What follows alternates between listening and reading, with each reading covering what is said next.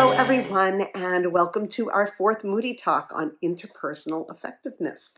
If you haven't watched the past three videos, I highly recommend that you go back because I think interpersonal effectiveness is something that we have never actually been taught. We've never been taught how to communicate with others, especially during conflict. And as I've said many times before, conflict is something that people do not want to deal with. They run away from it. They try not to have it. They give in to conflict. So interpersonal effectiveness, especially in the DBT sense, is helping you to better communicate effectively in the way that you can get what you want. You can keep the relationship that you have with the person, and also your own self-respect during this conflict, meaning not giving in to going off of your own morals, right? So this week, we are talking about self-respect effectiveness. Last week, it was relationship effectiveness, keeping the relationship healthy. And the first one was objective effectiveness, which is getting what you want. Okay, so this one I think is really, really important to learn because I do believe, and I'm this way too, I am the person who will back down in a conflict if it goes on for too long, if it gets too heated, if I feel threatened. Okay, so learning a little bit more about self-respect effectiveness, I think, is important for us all. We don't want to leave a conflict, leave communication with someone feeling like we did something wrong against our own feelings, our own beliefs, right? So let's get into it. DBT uses the acronym FAST for this. So guidelines for keeping self-respect effectiveness, keeping respect for yourself. It's called FAST, okay? And so we'll go right into them. F is going to be fair.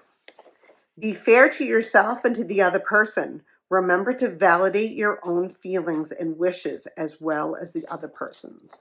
So this is, there are a lot of us who are very empathetic and we tend to care more about the other person's feelings at the cost of our own feelings, right? And I think it's important for us to remember that our feelings are just as important as the other person's. And we can be empathetic to someone or sympathetic to someone without causing us discomfort and pain, right? Okay. A is for no apologies. Don't over apologize. No apologizing for being alive or for making a request at all. No apologies for having an opinion, for disagreeing. No looking ashamed with eyes and head down or body slumped. No invalidating the valid, okay? Let's get really, really into this. So no apologies. Again, it says we're not apologizing for who we are, for even breathing air, right? Or even asking for something. We don't need to go into a conversation asking for something like, I'm sorry to bother you, or I'm sorry that I need to ask you for this, right? We don't have to be sorry for asking questions. And it's something that a lot of us have that immediately spurts out of our mouth, right? I'm sorry, but that is setting ourselves up for not getting what we want. It makes it feel easier for the other person to be like, well, they feel as though they're a bother to me, so why should I give them what they want? This makes it easy for me to turn around and say, well, no, right? Or you can't do that, or you can't have that, right? You can't get what you want because you're already showing to them that you're being meek about it. You need to go into a conversation, and I got to give this. This is the same information I need to keep for myself. Going into asking for something, getting what you need, does not have to require us to be shy about it, right? If we need something, we need it. If we want something, we want it. So we're going to go into that conversation with you know, the real feeling that you are going to get what you want, right? That asking is just a step towards getting what you want, not setting ourselves up for being told no immediately because we came at it like, I'm so sorry to ask you this, but. Okay. Also, no apologies for having an opinion. I think this is also very important because there are conflicts that we have that are about not getting an objective, but just feelings. Like, I feel this way about something. I mean, especially in this political climate, we are having a lot of different discussions across the aisle politically. And, some of them are very, very heated and difficult emotions that we get when we're talking to others that don't feel the same way we do. You don't have to apologize for getting, hyped up about something that you truly care about, right? And again, if you apologize for that, they're going to see it as a weakness. Don't let them see a weakness that they think that they're going to be able to win a battle, a conflict over you just because you're apologizing to them. I'm sorry that I don't agree with you.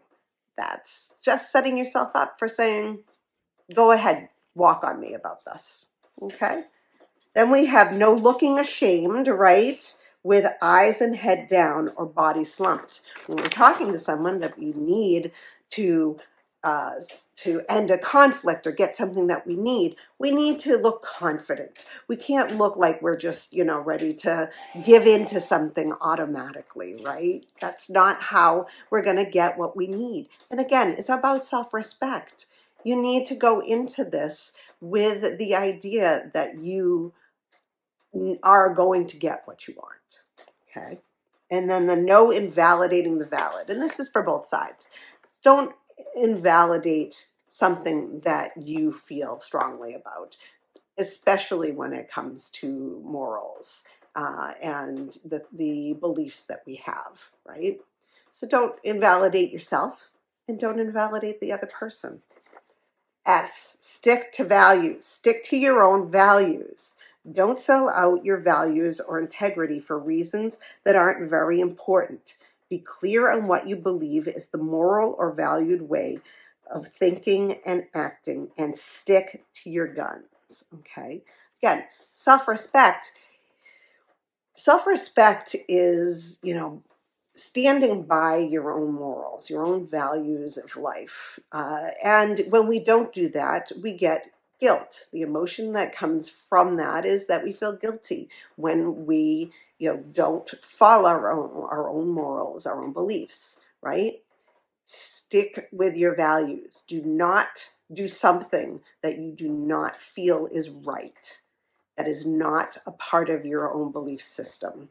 Okay, because you are going to not like yourself after that. You're going to feel guilty because that's the emotion that comes up when you go against your own morals and values. Okay, and then finally, be truthful. Don't lie. Don't act helpless when you're not. Don't exaggerate or make up excuses. This is really important, okay? And I'm going to say that because when you lie when you're in conflict, when you lie when you're in conversation with someone, there is a very, very, good understanding that that lie may very well come up to bite you on the ass in the end, especially if the conflict is very heated. And the other part of it saying, don't act helpless, right? No, you're going to stand up for yourself. You're going to do it. You're not trying to manipulate people. And that's what I think this is really getting to. No lying, no manipulating people. Okay? Don't start crying or trying to cry to get that person's emotions up and to change their mind about something because you are serving them this feeling of, helplessness. Some people, they feel very uncomfortable with others when they feel helpless and they want to help that person. I'm the same kind of person. When I see someone who is sad or scared or any of these kinds of things. I want to help them immediately. It's just who I am. I was the caregiver since I was a little girl. So that is manipulation. And it's not fair. It's not right. And I would consider that something that goes against my values. So I would definitely feel guilty afterwards. So be truthful. Tell the truth at all times because you don't want it to bite you in the butt. And be strong and be, strong in your truth. So I hope that this helps, fast helps to better understand how we can keep our own respect for ourselves and not get guilty after going through conflicts, right? So have a great rest of your week. I will be doing a bonus episode next week about troubleshooting. What happens when, these things that I've been talking about don't work, and what can we do going forward, and how can we better troubleshoot to see what may actually help in interpersonal effectiveness. So have a great week.